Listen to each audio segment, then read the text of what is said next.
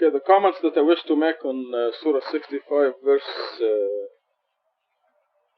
8, 9, 10, 11, 12. Okay, number 8 is rebelling against God's laws and commandments.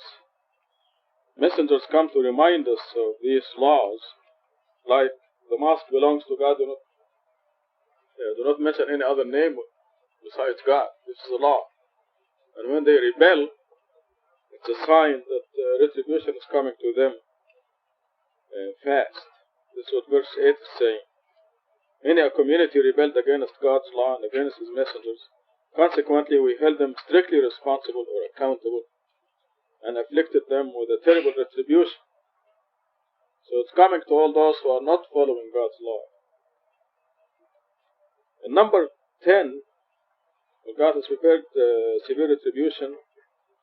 Therefore you shall observe righteousness, O you who possess intelligence and believe. God has sent His message to you.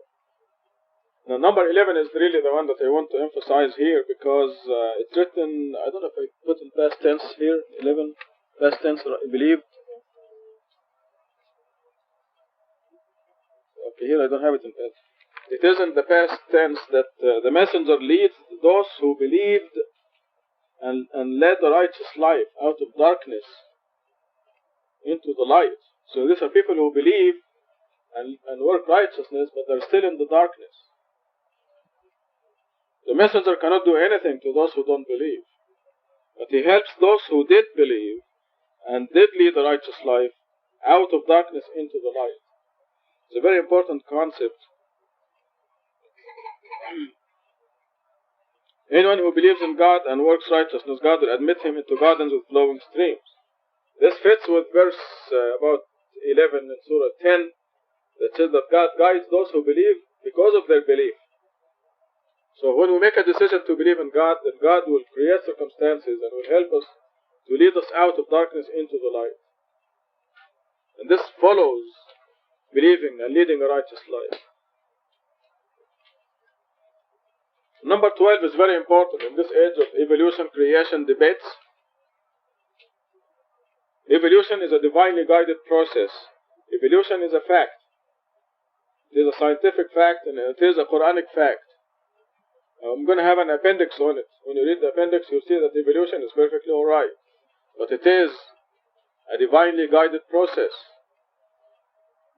The fly has 4,000 lenses in each eye. 4,000. It did not evolve into 10,000. It did not evolve into X-ray vision. For millions of years, it is 4,000 lenses in each eye. But there are varieties of flies. Within the same species, there is evolution within the same species. We got the navel orange out of the regular oranges. All of a sudden we have this wonderful orange without any seeds. Tastes good. But it came from another orange tree, not from an apple tree. So it's from the same species. There's evolution within the species. But every species was created independently. But the point that I want to emphasize here that you need to remember that God created 7 earths identical to this earth. And the statistical laws bear this out. But there is no life on them. Because on the day of judgment, which is the most important day, that's the eternal day when all the people past, present and future will be there. We will all be there and we'll all witness that there were 6 other earths like this one, but no life on any of them. Because what the atheist evolutionists say, because we are believing evolutionists, they are atheist evolutionists. The atheist evolutionists say that life evolved out of nothing here on this earth. Because of the circumstances, because of the amino acids, the lightning, the ethylene, and all the other nitrogen and stuff. No, it's not the Big Bang Theory. Big Bang Theory is confirmed in the Quran. The evolution, Darwin's theory, that life evolved on this earth, and this is how our eyes came into being. That this eye was a depression in a photosensitive cell, a depression in the skin that kept evolving until it gave the eye.